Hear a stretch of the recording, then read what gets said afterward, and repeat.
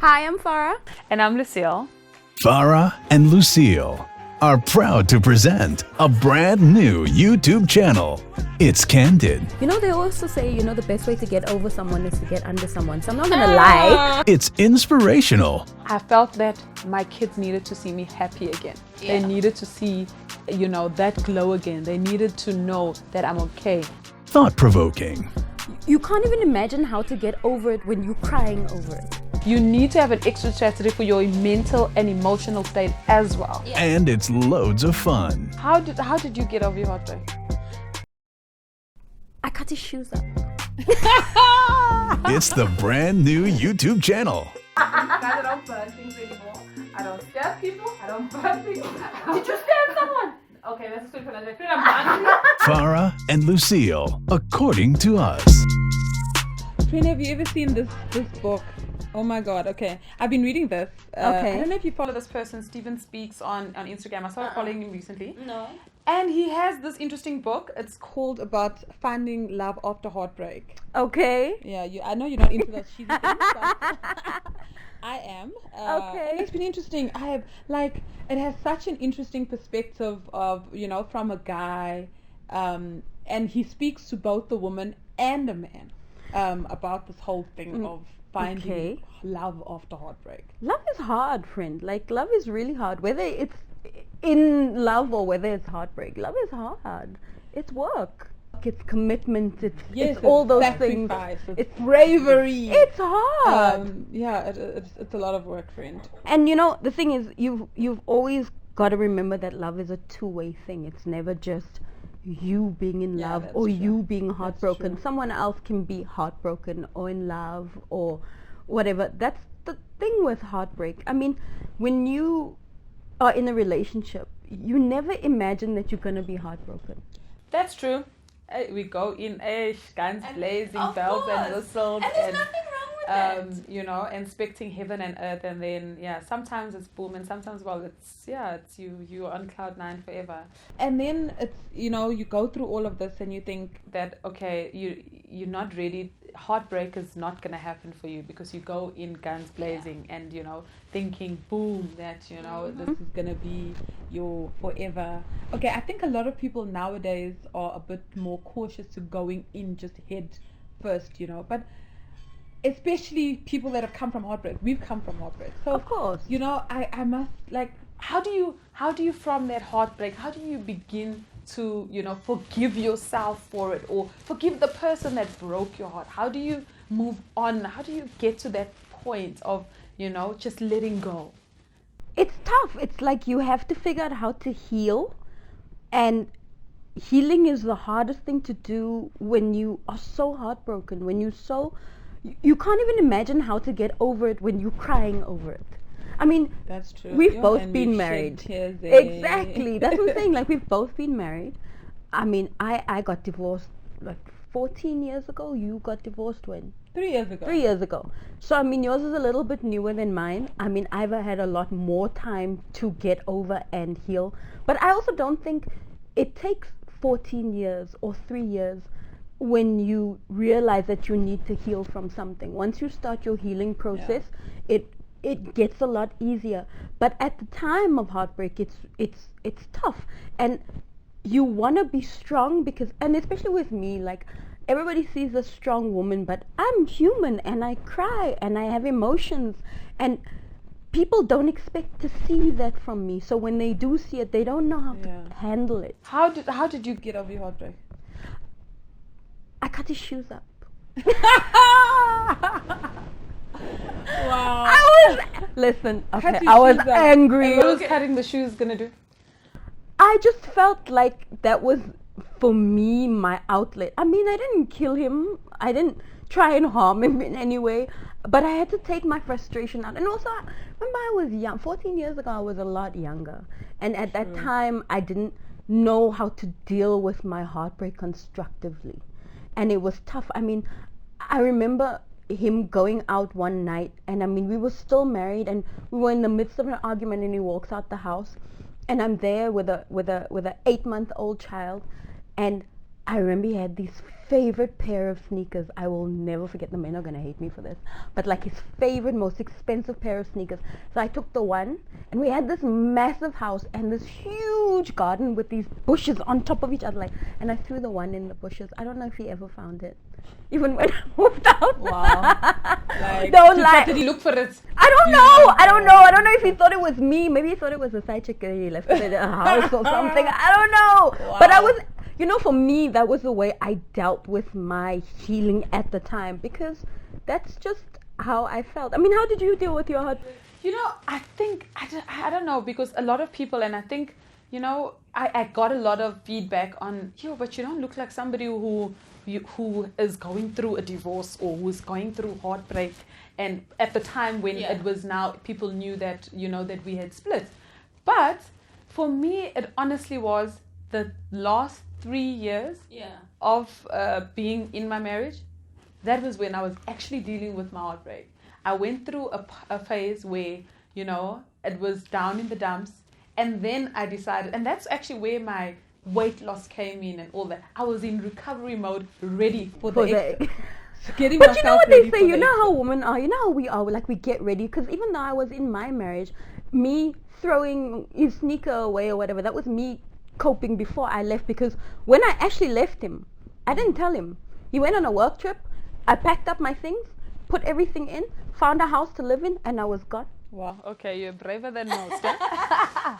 But yeah, I mean, we deal differently, and I think that's what helped me. You know, is that by the time it was over, I was in a much better mental space, because it was like I prepared myself for it. I knew that this is where it's going now, and there's no turning back from it. So by the time you know, that we actually parted ways, like started living separately and all of that, like, it was, okay, life must go on, business as usual, let's keep it moving. Like, but also when you have kids, it's different also. Like, I felt like I had Layla, I had a daughter, and I just felt like I couldn't fall apart because of her. Also, I had to find a way to heal so that I didn't become that bitter woman to her, so she didn't grow up like that either. So I had also many reasons to heal. I just didn't feel like the breakdown of my marriage was my burden to bear. I didn't cheat. I didn't do all of those things. So I just felt like it was no longer my burden to bear. It was his. Therefore, I had to heal from being heartbroken rather than heal from having a bad marriage. I don't know if that makes sense. No, it absolutely made sense. And for me, that was also my biggest thing, is that I've got 2 boys. They are sitting here, they're with me, they look at me. They can't see me crying every day and all of kids. And one of the biggest reasons that I said to myself that now is the time, like, I've got to get out, is that I felt that my kids needed to see me happy again. They needed to see, you know, that glow again. They needed to know that I'm okay. But what did you do though? No. Okay, I went to therapy.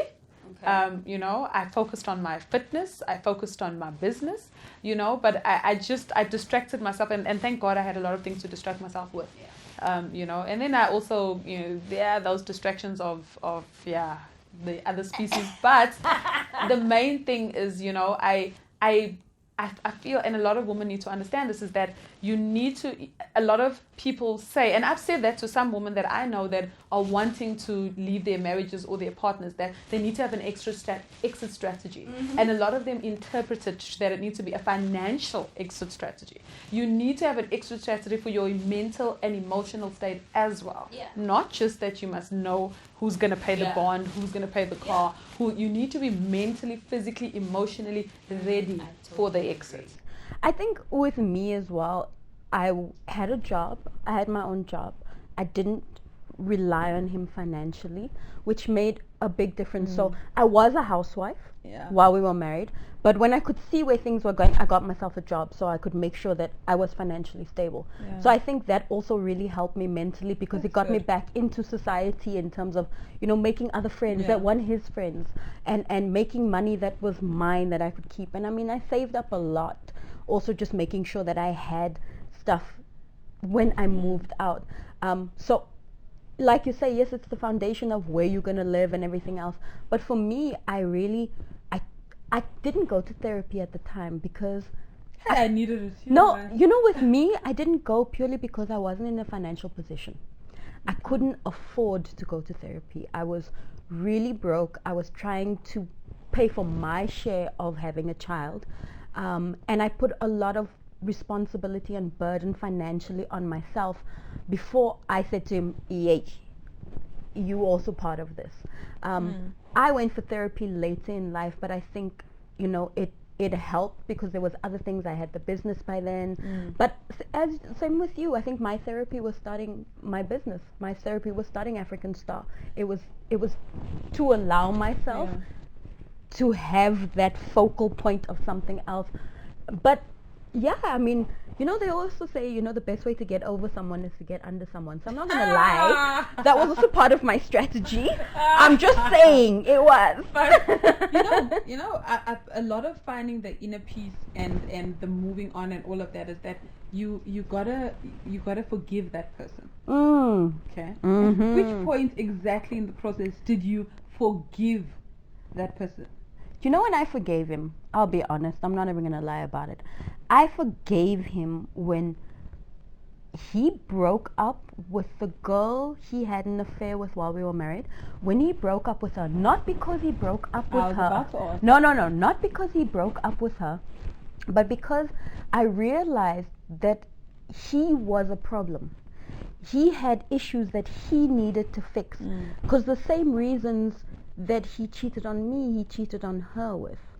So it wasn't a me problem, and I think for a long time I blamed myself, and therefore my healing took a little bit longer. And so in that process, when I realized that he's actually that person and I can stop blaming myself for so many things, I forgave him, and in return I forgave myself. And when I forgave myself, that's when I moved on so much quicker. But also just forgiving him, oh my goodness, it was such a relief. Yeah.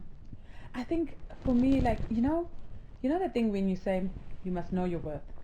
Oh yeah. Right. Mm-hmm. I knew my worth. I knew what I brought to the table. I knew what I sacrificed. I knew the role that I played in my marriage. So when it came to the time of letting go and, forgiving, this might sound wrong, but say it, girl, say it. I felt like, shame, man. I needed to forgive him. I needed to forgive him more for him than for me. Like, no, but I understand that. I knew that, and I knew the type of person that he is. I knew the type of person that I am, and I knew my strengths, and I knew that, I'm in a better position, like just emotionally, mentally, and I needed to forgive him so that he can also see that I've forgiven him, so that it's to assist him in his healing process also. Wow, you're such a nice ex-wife. I swear you, man. Wow. No, but seriously. So you were saying in order to get over somebody, you must get under somebody. Yeah, no, I just found it was a great exit strategy for me. But it was also, and I know this might not go down so well with everyone else, but for me it was also, at that time I wasn't as aware of my worth.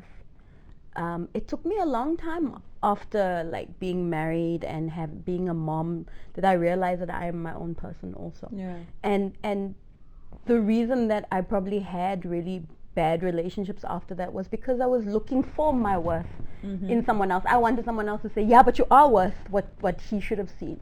And until I forgave him and forgave myself, you realize you actually don't need that validation. And it's okay to think like that. I mean, I was in my 20s when I was 25 when I got married. I was 27, just after 27 and a half when I got divorced.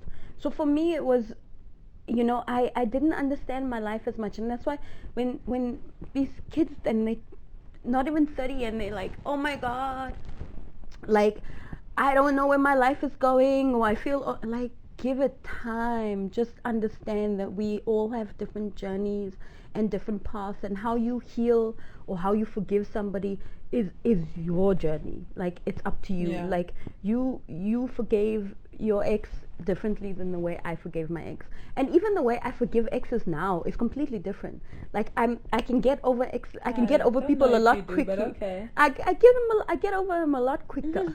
I might not necessarily want them in my life, Yeah. but I can forgive them. It doesn't mean I want you to be there, though. Yeah, I think everybody's path is different, and the journey, the way you forgive, the way you pick up the pieces, the Yeah. way you then go on your route to finding, finding love, or that kind.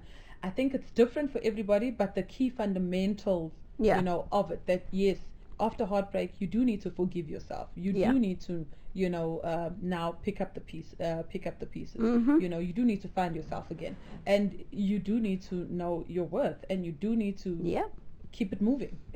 Because trust me, there's somebody out there for everybody, and it may not be that person, but the person that will pass you by if you're gonna continue to be stuck in that moment that didn't work for you. It's really, and it is so easy to say to somebody you need to heal, but we all heal differently, and I think that's what everybody needs to understand about heartbreak, male or female. We all heal differently.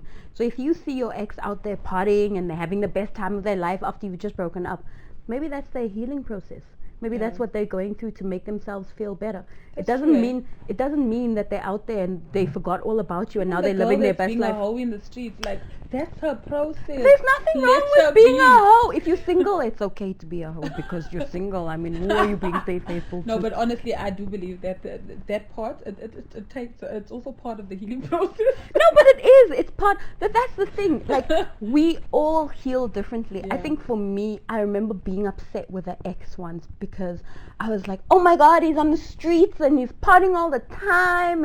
And then it took me a long time to realize that was actually his healing process. That was how he got over me. And I mean, I also, the one thing about relationships I know I've had to figure out and I've had to realize a lot is that I'm not perfect. And I also have to take responsibility for the things that I do in relationships and that led to that breakup. So the hardest critics we have are ourselves. Yep. And to sit there and have that conversation with yourself when you're going through heartbreak, oh my goodness, Brenda, it's the hardest thing ever. Because you're so critical of who you are. But I feel like you have to have that conversation with yourself. Yeah. I feel like you have to say, this was my mess up in this relationship. I did this. And even if you don't say sorry we to don't that like person, to own up to our no, things. and Yeah. even if you don't say sorry to that person, at least feel like you're sorry. Say sorry to yourself and learn the lessons. We Yeah. never take the lessons from our relationships into the next one because we always feel like we try and repeat history. Yeah, that's true. We always want to try and do the same thing Mm-hmm. with a different person and expect that the outcome is to going to be be different. different. It's not. It's still bringing the same nonsense Exactly. into another relationship. And trust me, the result most likely is going to be the same. That person might tolerate your crap a lot longer, or the things that you put them through. Yeah. But at the end of the day, it's still going to have a similar result. One of the most important things that, when you're going through this heartbreak and helps you to get over to the other end successfully, happily, is having a good support system. But, especially, the type of friends that you have in your space and the role that they play, Yeah. So, I don't know, like, what do you think? A lot of people say that our friends shouldn't be involved, friends shouldn't, be in your business, don't listen to friends, they can lead you astray, because best believe they can. But, but I just feel it's important to have that support system. You have to have a support system. I mean, we've been friends now how many years? God, I don't know. Leila's almost it's 50. been forever. Our elder kids are almost 50. So, right? yeah, it's almost So we've been friends since they were about 6 or 7. 6 or 7, Yeah. Wow. And I mean, so I didn't know you when I was getting divorced, but I knew Joe. Yeah. And I mean, Joe, she wasn't even in Joburg at the time. Joe is my best friend. I mean, she's been my best friend probably for 15 years. And I mean, she wasn't in Joburg at the time when I left him, but the person she was dating, she sent him with a truck to come and help me fetch my things and move out. And that made the biggest difference for me because mentally I probably wasn't in the best state. I wasn't in the best state. I needed that help. I needed someone's shoulder to cry on. I needed my friends. And even when I met you, I mean, Leila was still, 6, 7? Yeah. Jamie was about the same Yeah, age. They were about the same age. And I mean, you were still married at the time, and for me, when you have friends that are in marriages or divorced, but specifically in marriages, it does give you that hope. I mean, I know you're divorced now, but at the end of the day, when you see people trying to make it work, it does give you that hope that, okay, I can do this again maybe one day. It doesn't necessarily mean that it's the right thing or whatever, but having a support system, you know, for your friends to go cry on their shoulders, or for your friends to even tell you, you're not going to sit here all day in your pajamas, get up off the couch, let's go out, just for them to help you through that. I only want friends who are going to come and burn things with me. I only want the friends that are going to come and say, I'm coming with the match. Are we talking about I'm coming with the match. Please, you need to tell the story then about how you burn things. No, I have to We're talk about not how cutting out talking- shoes. You We will are tell not stories about talking burning of the days things. when I burned, used to burn things. Guys, I don't burn things anymore. I don't stab people. I don't burn things. Did you stab someone? Okay, that's a story for another day. I'm hungry. Let's go and eat. I'm hungry. Let's enjoy this hotel breakfast. Okay, let's go have breakfast. Let's go. Did you stab someone? No.